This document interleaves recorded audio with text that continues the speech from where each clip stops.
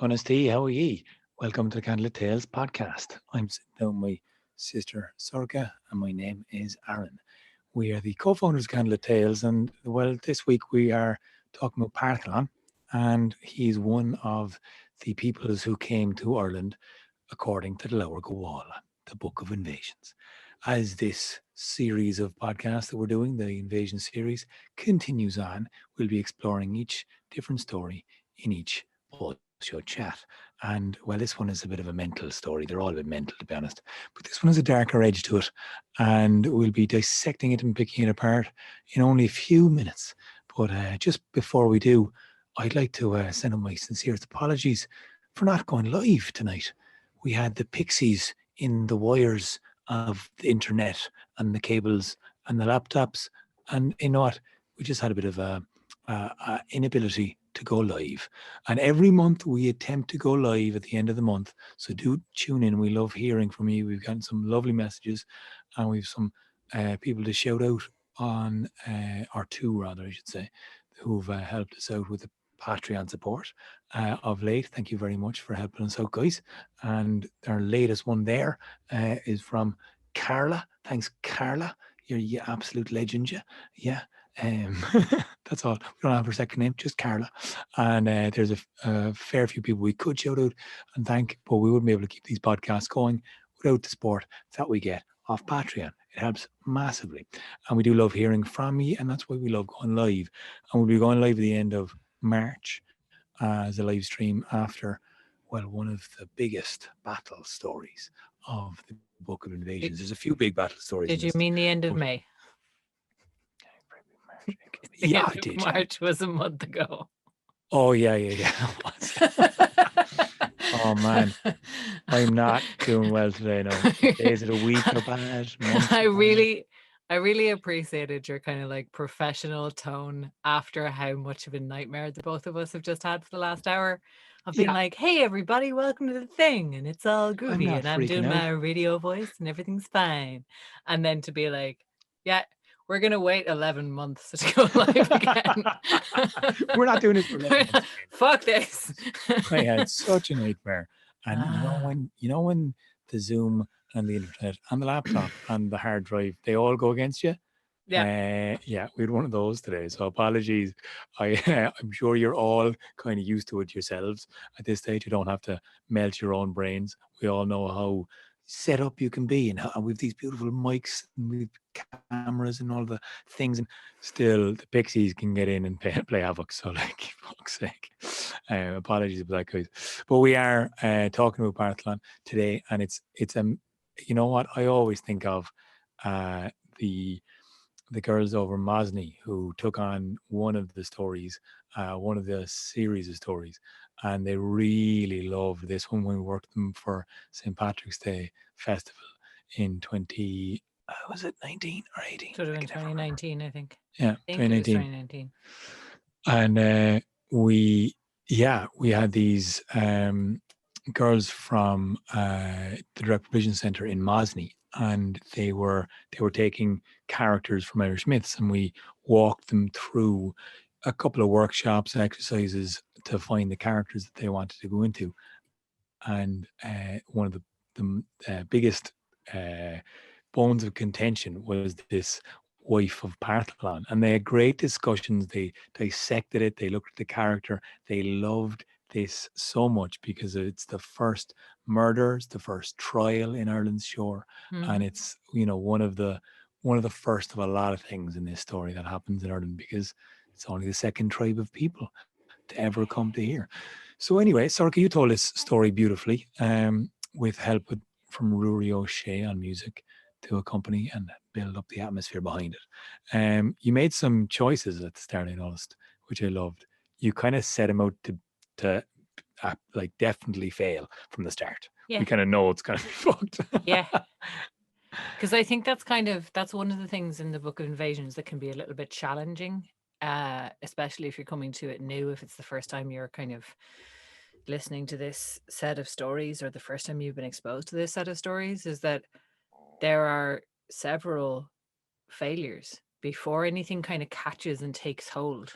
And like I I remember the first time I read it as a kid. I read a retelling by an author named Michael Scott, who did a lot of rewritings of Irish myth and folktale, some of which is really kind of cool stuff, a lot of which is kind of aimed at teenagers. But he had a book of invasions one, and I found it really a really frustrating read, because it just everything felt really kind of futile. But you mentioned there the idea of firsts, and I think that's what's kind of important in the Book of Invasions, because it's not about the people. It's about the things that they bring to the land. And it's almost like there's a memory that is in the land. Because, there's all these, we were talking about it. Actually, I think we were talking about it in a post-show chat that is going to don't, release next week. no, I know. Don't do it. Don't do Oh, it. God. I nearly went down that rabbit hole there a second. I was like, wait, he's mentioned this. We mentioned this before. We were talking about this next week. Don't even try and upset the people's minds to tell them what that thought is about. I'm pretty sure it's just our minds that get upset by this stuff, Aron. I think look, other people seem remarkably okay with it.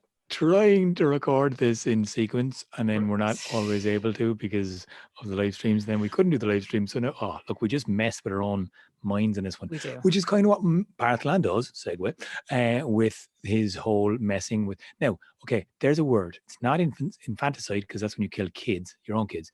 What's the parent killing one? Oh, patricide. Patricide. And fratricide is when you kill your brother. Fratricide. What is it when you side your sister? I think that's still fratricide. Or it might be soricide. I don't know. Soricide? Yeah, because that sounds like a fraternity poison. and sorority. They're coming from Latin words for pater, father, frater is brother. Anyway, can't remember. It's a long time since I did Latin. It's pretty good. But they're Latinate words. So patrum, patrorum, patria. I can't remember them. Don't decline Latin verbs. You're doing it. It's been a long time since I did Latin, but it's not been that long. That was wrong. That was very, very wrong. It was so wrong. You were just saying sounds. That's what I mostly do with words. I try. Hopefully, they sometimes make sense. Did. God damn it.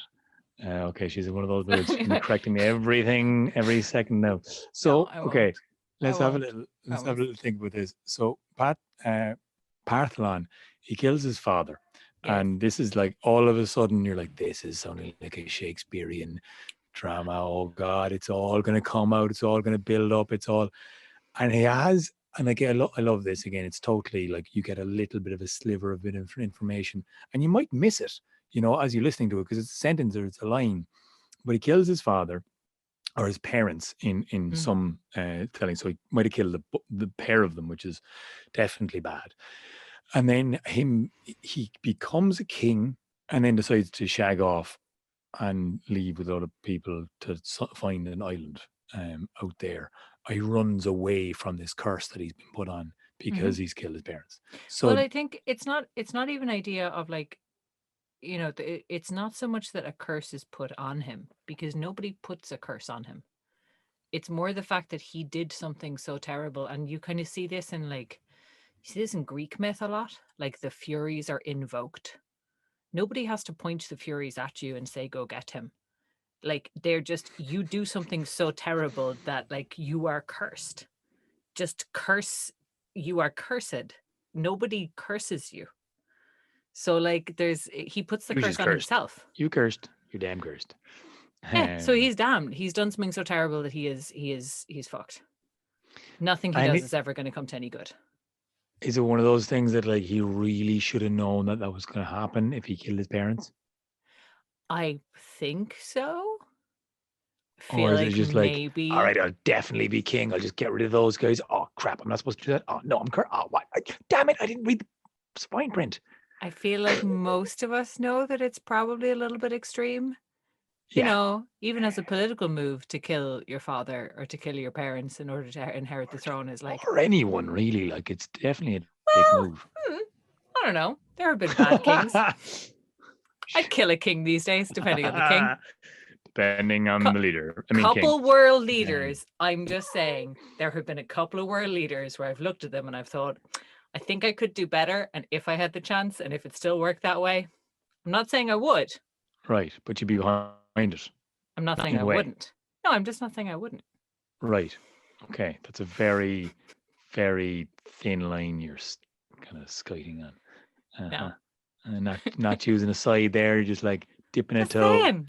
I'm just saying. I'm just saying, if I just close my eyes and suddenly a few world leaders were killed, I wouldn't really be upset.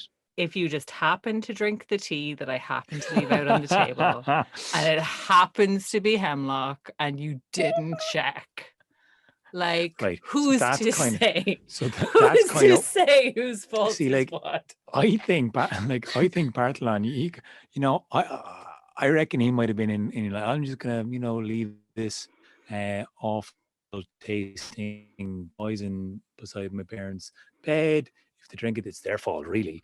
And then turns out, he didn't really get away from the Furies. The Furies knew well. Everyone knew it was all crappy. Okay, there wasn't really a loophole there, and so he has to run away from. Now I'm always envisaging, like, is there the druids casting the curse on him, or is it just a natural kind of curse that he now knows he's doomed? There's never any mention of anyone putting a curse on him.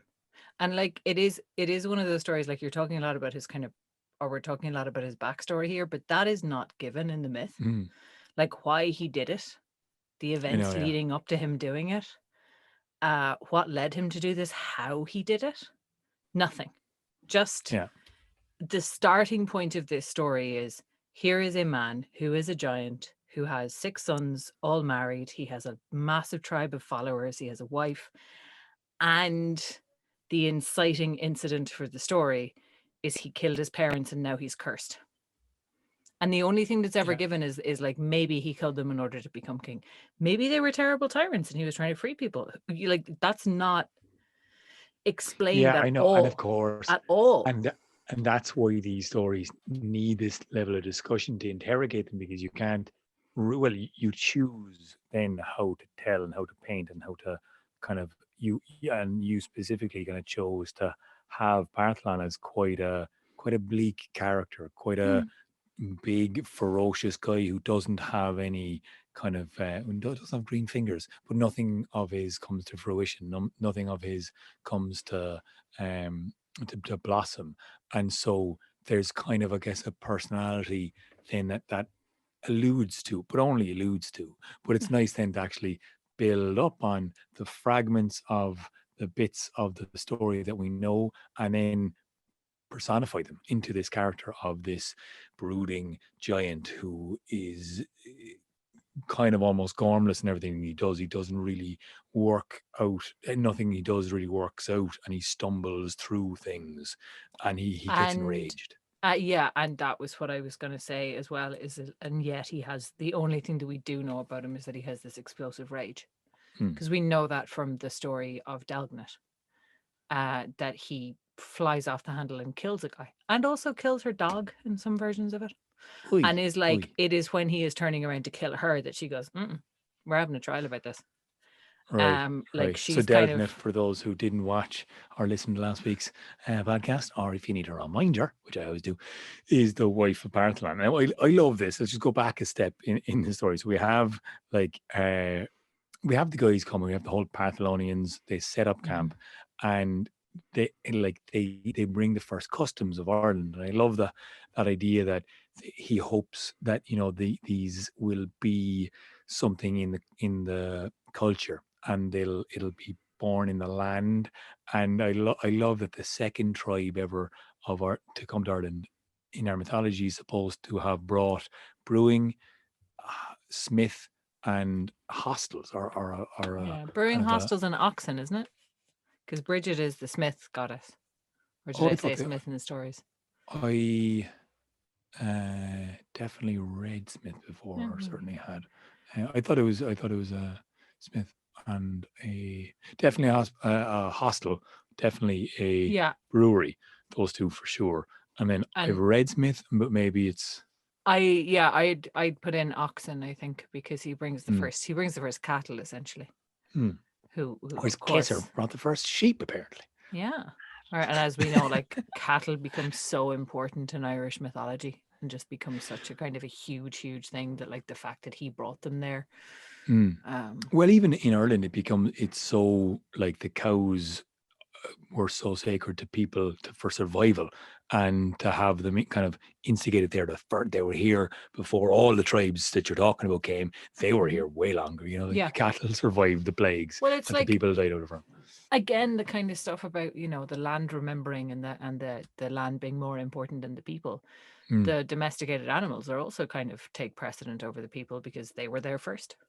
Like the sheep were there is from Cesaire, and the oxen were there from Parthalon. So like there's a kind of again, there's that idea of like kind of a little bit of the kind of primacy of the animal world and the natural world over the human world, which I really like. But Totally. yeah, I think it's kind of it's setting the stage for these things that become and remain incredibly important. And like we'll see it in a couple of weeks when we get And to so the we're kingship still of drinking. Bress. Well, we'll see it in a couple of weeks when we get to But the we're kingship still of like, Bress. it's yeah. The importance of hospitality and like hosting somebody. Just to finish that off, we are still drinking. Alcohol was in Western Europe the way that you purified water. Because that's kind of, there are boiling cultures and there are brewing cultures. So like a lot of East Asia where tea came from and where tea originates from, and also kind of Latin America and North America, indigenous groups there. One of the reasons that they had very low tolerance to alcohol when they met the colonizers is because they're boiling culture, whereas Europeans brewed, and that was how alcohol, the booze is actually antibacterial. It purifies water. Class. So people used to I'm not dilute lax. wine I'm and just beer. purifying myself. They I'm didn't. just purifying. They actually I mean, didn't. fairness. Like in ancient Greece, it was really bad form to be drunk. Like it was something that barbarians do, but you diluted beer with water Wow. in order to clean the water. So like brewing is, and like it was a thing that was done in monasteries. Like it was a really the monks important thing. took care of it, like, and did it properly and did it well and did it all that kind of way. When we get onto the kind of Bridget story, she's very associated with brewing as well, being a nun, and also being in associated with the monasteries. So yeah, like these are really like key important things, but they're also key and important for survival. So there's like a set of values and there's a survival thing that comes from the brewing and the hospitality and the oxen, and like giving people shelter, taking people in, being really important. That's the really interesting one as well, kind of like the setting up the first hostel. So like it's not that they set up just towns, because obviously there's towns, there's farmlands, there's whatever form of kind of lodging they have, but it's a hostel, settlements. But like having a hostel where people can roam around, can travel, can intermingle, can go between places and be welcomed, and be able to go to a place and stay there, kind of link up, would be well fed, have the hearth, have the fire, have the food, the communication, and the stories, the music, and that's where the culture comes from. That's where like everything around the hearth, or everything around the fire, that's where the kind of you have to have that first, before you can have. You have to have the gathering place before you can have the thing that people gather for. And like if you think about things like Dad Durga's hostel, like stories of hostels that come up in other cycles, there's no mention of how much it costs to stay. It's just a question of like travelers can come and the hosteler provides for them. And that's kind of like, if presumably people would pay what they could, but like it's just a kind of an idea of, if you walk up to this place and it's getting dark, you can come in and have a meal, and you'll be fed and you'll be given a place to sleep and you'll be set off in the morning, and it just kind of it's a kind of an interesting concept, because like obviously we still have hostels today, but they kind of, the meaning has shifted a little bit. Like they're more like backpacker hostels, or there's also hostels for housing of homeless people, where people can sleep in a place that is a little bit safer than the street, in theory. So yeah, But I do like the idea of it not being a very, like, it's not exactly a business they set up very well. It's like, it's a yeah. hostel. It's not a business. You're supposed to be good at hospitality to welcome people in. You're not supposed to profit off it, though. Or are you? Well, it's not Well, mentioned. It's just like, we're way pre-capitalism here. Like these guys didn't have currency, so right. like, we're miles away, or we're hundreds of years ahead of a system that was like, you have to make a profit out of things. You got to turn a profit in order for something to be worth doing. Like, and these That's worth fulfilled no. a really important social and cultural function. Mm. And it was like a lot of the hostelers, I'm thinking of the hostler in the Ulster cycle, Blay the hostler, like he's got like a position. He's one of the characters in King Crahor's kind of council. In the Ulster cycle is this guy who's a hostler. So obviously it's a really important job and fulfills a really important function. So yeah, the whole hostel idea is interesting. Definitely. And this idea of, again, it's the first. And so I really love how you kind of built this tension up, and you have that little kind of, we're waiting for something to go wrong here, and we're waiting, we can see it building up inside in Parthalon, and he's getting unsettled and he's not happy, and there's something inside him, and you have him going off to kill something, and you're like, oh god, that guy's a psycho. Oh, he's so crazy. This guy is going to do some bad shit soon, and it's coming. Something bad is coming because you set it up at the start. It's not going to end well, and he leaves and goes hunting just to kill something. You're like, yeah, god, that guy's not doing great, is he? He's run away from all his problems, but he's found himself in this island, and he still has his own. Which I think is kind of, he goes off to go hunting. I kind of think that's sort of characteristic of anybody who's tried to move to a new place to get away from their problems will know that feeling of like, oh, they came with me because actually it was me. I was the one who made them. Like a lot of the time, that's kind of the experience of being like, oh shit, all of my problems followed after me because all of my problems are self-created, or a lot of my problems are self-created. Yeah. And it might give you the space and time to actually work that out, but like it's an interesting thing. You're always there waiting for yourself.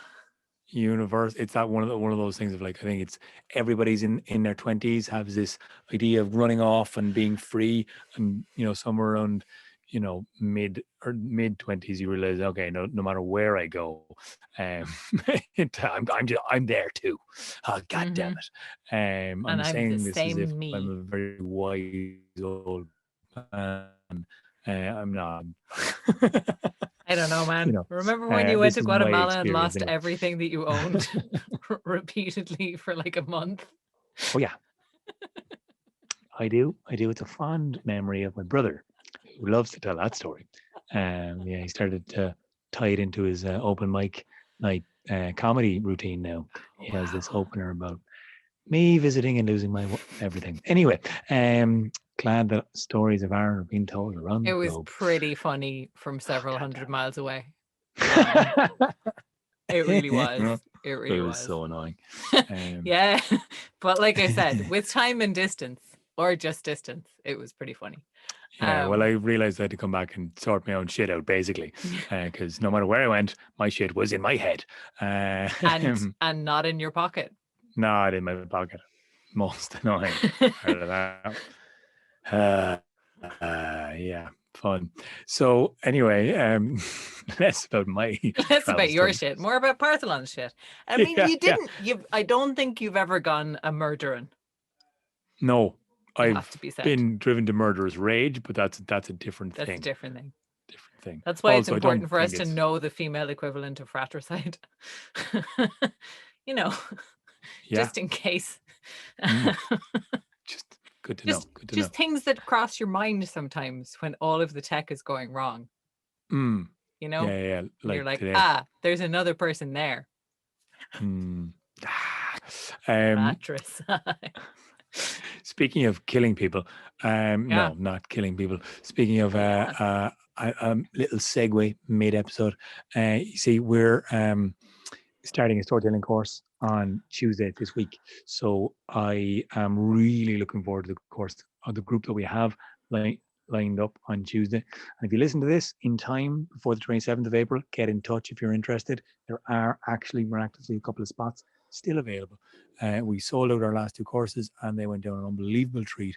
People have been loving the theory that we've given. They've loved the practice and the practical approach and the chance to learn a lot about Irish myths and practice, communicate with others in the group and tell loads of stories. So we're really looking forward to telling doing our third course, and we'll be releasing a Saturday course coming very soon as well, because we've got a whole list of people over in the Americas who want to take part in an afternoon or in a time that would suit them, not 3 a.m. Because even though there was one guy who was like, I'm really tempted to do this course, it means getting up 3 a.m. though, but I love what you guys do. So thank you, Ian, you mentler, if you are listening to this. We won't have to do that. The dates will be up on our website pretty soon. So thank you for those who have shared and helped us out as well. Massive shout out to our previous two courses of participants who joined a Zoom call during the week in order to help help us do a little promo. And they took about 5 minutes and just banged out a off the cuff improvised story about the course. And they absolutely nailed it.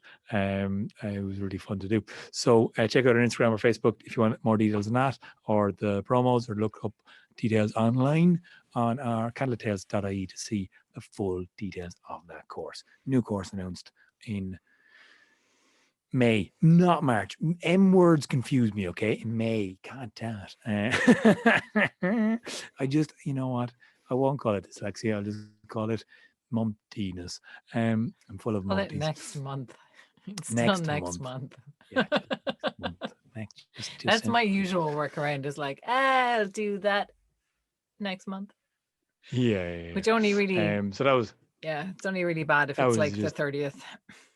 Yeah, that was just a slight segue into the Arca storytelling, because, Delgnit, the wife of Parthalon, she was chosen from one of our students, one of our participants, one of our, first of all, people that we kind of taught these myths to, which was an amazing chance to work with this land. And it was the story of women and people who came to the land, performed by three amazing women in Mosney, and they chose Delgnit as one of the characters because they loved this discussion. They kind of sided with Parthalon a little bit, really interestingly. They're like, what? That's not cool. Because this whole discussion is kind of, you can take your side. Who wrongs who here, you know? And I'd love to hear from you guys as to hear, are you on Parthalon's side? This guy goes off in a rage. You know, he finds out his wife has cheated on him and kills the serving boy. And then the wife turns around and says, whoa, you wronged me. We have to have a court, or we have to have a judgment. Well, her judgment was also that his killing of the servant was unjustified. Yeah, that's essentially what she was arguing. Or that was her kind of grounds for taking him to trial, was like, you don't get to haul off and kill a guy because he slept with me. Like, that's not okay. Which I think is eminently fair. Yeah, when you think about it, like, it's definitely, you don't get to murder a dude that slept with your wife. That's not a thing you're allowed to do. Yeah. But it's interesting in this time, in this kind of mythic era, to like, you'd expect, if you're watching Game of Thrones type stuff, you know, you're like, the law, the land, the sword is greater than the whatever, you know, you're like, okay, they're going to kill each other. They're not really going to have too many repercussions. Whereas in this story, we're looking at somebody who's progressive enough in their thought to go, no, murder is way outweighing the thing that I did. And also, she doesn't really consider herself as having done anything wrong. She basically says, if you leave milk out, a cat's going to drink it. Yeah, if you leave me with a hot guy, I'm going to bang him. And that's like 1,000% on you, my dude. You went hunting. And I was here. I was here and I was horny and you left. So I did what I was going to do. And like, Yeah, like the thing about law and the thing about like Game of Thrones style like privilege law, which is literally what the word privilege means, by the way. It's private law. It means one law for for them and one law for the rest of us. Like that's Makes sense. different laws applying to different groups of people. So there was certainly a time in Europe where if a man, like if a king killed a servant, fucking nothing would be said. But this is not that time. This is before that time. And this is before Brehon law. And this is before any of the kind of codes of law. It's actually said in the Fearbulga episode, which will be out on during the week, that it's one of the Fearbulg kings who sets up, or sorry, Fearbulg will be next week. It's one of the Fearbulg kings who sets up like the first legal system in Ireland. And then, as we've discussed before, it's Cormac MacArt who codifies the Brehon laws, which was the system that was in place until colonialism took it over and kind of it's never been repealed in Ireland, so Sure. cases have still been won on it, and I think we've talked about this a little bit before in other episodes. But yeah, like there isn't a code, there isn't a legal code here. So what she does is she demands that they bring everybody in and says like, you're not, you like there's wrong on both sides here and we need to bring everybody else in, and then they get to decide kind of more democratically which one of us actually wronged the other. Yeah. And it's not like, it's even though Parthalon is their king and their leader, he's not the one who gets to sit in judgment over this case, which is like you said, that's really interesting, because you would kind of expect that he's like, no, I'm the king, I make the rules, and I say I get to kill a guy if he sleeps with my wife, and also kill her dog, and also kill her if I feel like it. But here's the thing, you know, that's not the contract that Parthalon is operating under, and we don't know exactly what contract he is operating under. Right. And maybe it's because the last time he went a murdering, he caused a curse to happen to him. Maybe that is something that kind of restrains him and pulls him back from killing his wife. We don't really know. That's kind of open to interpretation, but whatever way it is, yeah, the first trial kind of puts, they kind of side with her and say, Well, look, it's hilarious to think of it again, as you say. There's no system in place here. There's no laws. There's no, court exactly. They just go, okay, look, there has to be a judgment. Bring everybody in, and let's make our cases. And she has like an amazingly long speech where like it's ridiculous when the number of comparisons you pick and pair, like what one on one is with. There's loads of things she offers up, and you're like, what? Milk with honey? Like you mentioned a few, but there's a rake more. There's loads more. And we'll put up a link in the thing with they're all more. They're all kind of along the same lines of like, if you put honey with a child, or milk with a cat, or meat with a boy, or like whatever it is, if you put meat something with boy, yeah, it's the weird one. I remember you as a teenager. Fucking accurate. Fair. Food. There was food here a minute ago, and now there is bits of crumb, and Aron is missing. Left Aron it out, with the big, so. like bulging chipmunk cheeks. Like it's her case is basically like, if people are faced with temptation, you can't expect them to resist it. Yeah. And like, if people are faced with overwhelming temptation, you can't expect them to resist it, which is a weird argument in favor of weird argument. Her, because it kind of says like, you should lock your wife away if you don't want her to sleep with somebody, is kind of the, could easily be the takeaway of that. Now, I don't think that's Jesus. Well, it kind of is, because she's like, if you I would have said that like unsatiated. Like I think from what I read into that is like, you got to be with me and satiate me. You got to offer me as much as I want, because if you don't, I'll go get it from somewhere else. Or if you leave me, and again, it doesn't explain how long he's been gone, but he's gone, and like there's no roads, there's no cars, he's off the other side of Ireland, he could be gone for months, right? So you're expecting the wife to stay loyal or not have a lover in that time. It's That's a good completely point. realistic. And Unrealistic. there again, there's it's really interesting to look at this as one of the second ever stories, because you have this whole link up in later stories where you have a number of wives or a number of lovers. Queen Maeve of the Ulster Cycler out in Connacht has so many lovers, and one of her things is not to have any jealousy with her consort.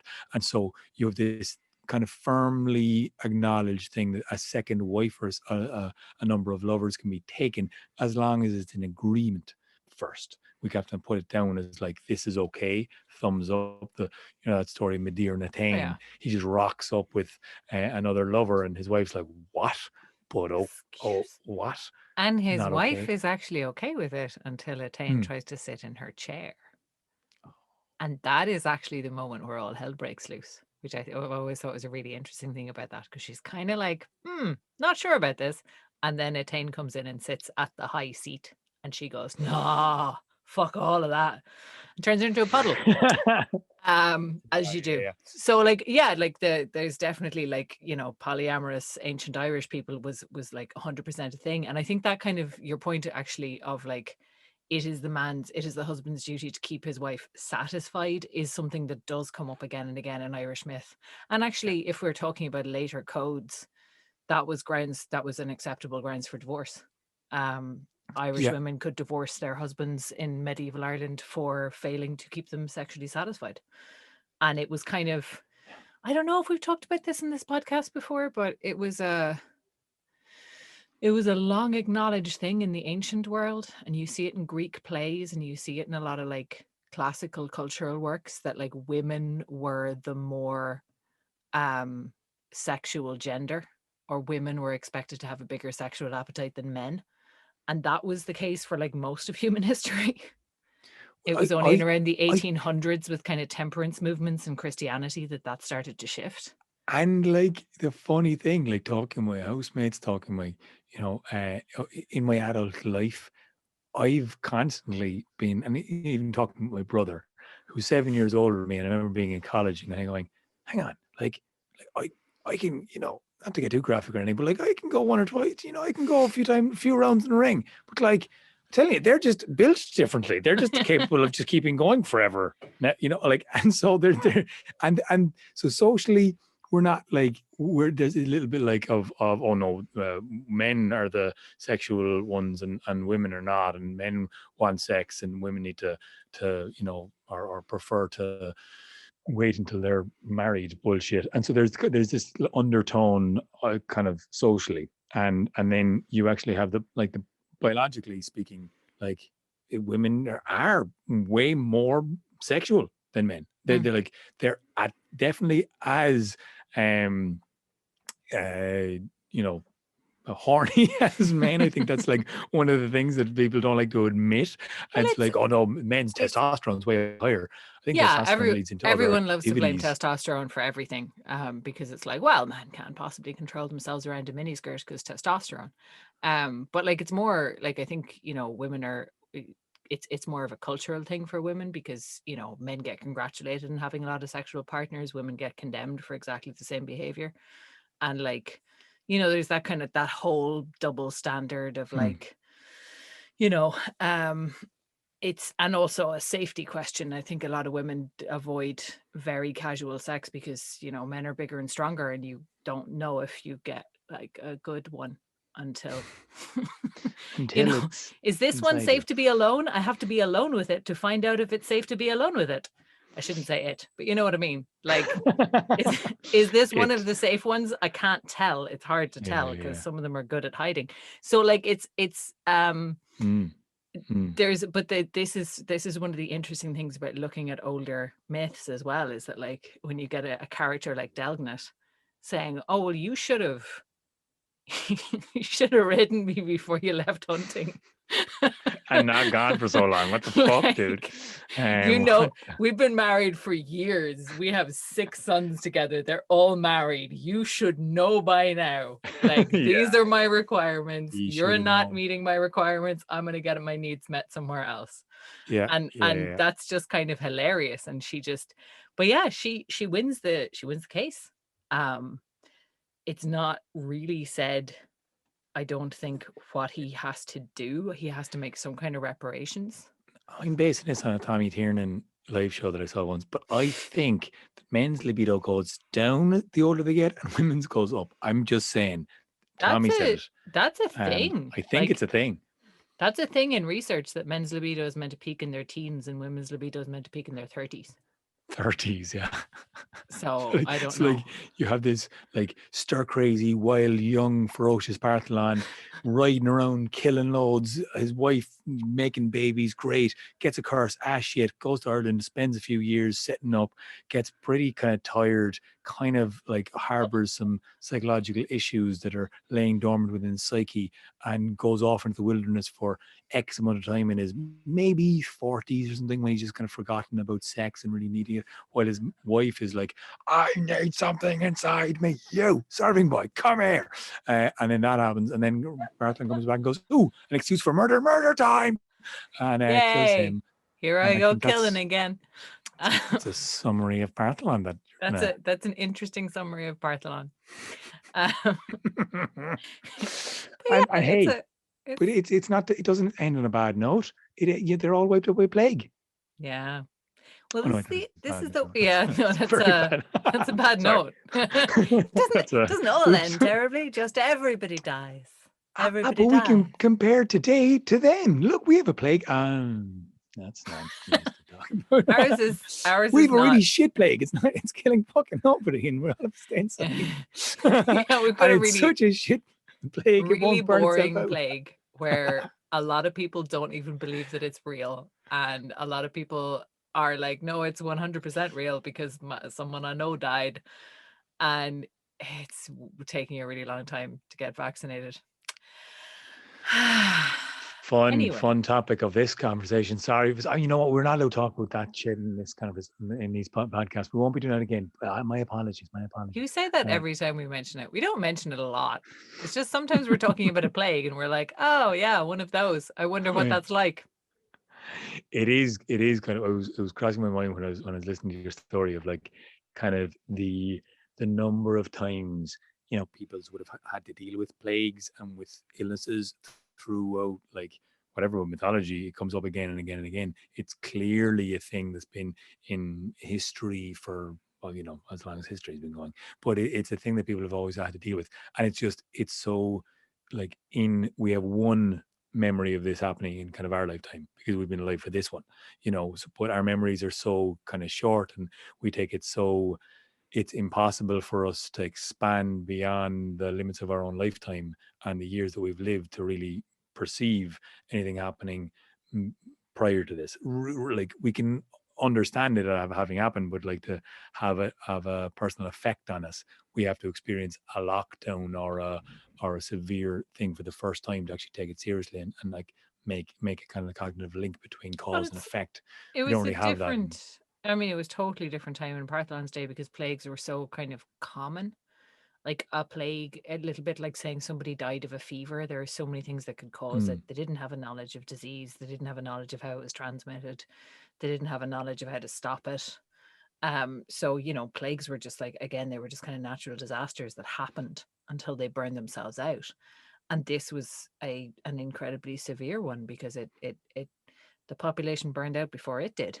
And Ireland is always said to be this beautiful, like, kind of oasis. It's this green island in the mythology, you know, like it's hey, Tourism Ireland like to run on this one as well, but like, it's this fertile green, everything can kind of be grown here because it has the Gulf Stream coming up and warming up the waters around it, and it has a kind of a much warmer climate than it should do considering its location. You can kind of grow most things here, right? And so when people came here, they must have been like, especially coming from like a barren Spain or a Europe that gets such severe heat. You don't have severe climate here, and yet you can survive away, and all of a sudden I don't know, the dampness, did the dampness just like fester with the long winter months, those times if one crop fails, if a blight gets in, if anything goes wrong, it can be all mosey for, cozy for a while, but suddenly you hit October without the food supplies or a bit of sickness in the population, and suddenly getting to April, May, this time of year, it'd be super hard for a population to survive that big long, those 6 months. That Well, stretch is just, it's usually famine precedes plague. Usually there's a food shortage, and then there's a disease outbreak, yeah, like in those kinds of situations. Because you're right. I mean, these are much more marginal survival situations where people are, they don't have the kind of backup that we have. They don't have the kind of technology. They don't have the ability to like import a lot of grain if their harvest fails. So yeah, they're in a much more difficult survival situation. And yes, they all also died out, except maybe for one. that is the last kite. So Kesser ends with Fintan McBokra, the shapeshifter, who I've read and researched and loved, and was trying to write a play about once. We were going to do it last year, but then we weren't allowed to theatre anymore. And so that's still in the pipeline. But so I love this idea of a guy like Fintan living through and seeing Ireland and the land change and observing all the peoples and changing as a result. And I think then finding this other character, what's his name? Oh, I forget. It wasn't, no, Talk, Torque, I Damn. forget. It was something. It was. I thought it began with an N, but I don't know. Anyway, he's a sage. It's basically the same story as Fintan. And there are, like, as you know, there are people who discount the Kessler story and don't count it as part of the Book of Invasions, and kind of say that it is a Christian add-in to try and tie the Book of Invasions into the biblical story by having her as the granddaughter of Noah. Sure. And the argument there is that this is the original sage character, and they just copied it into that story. But I don't know.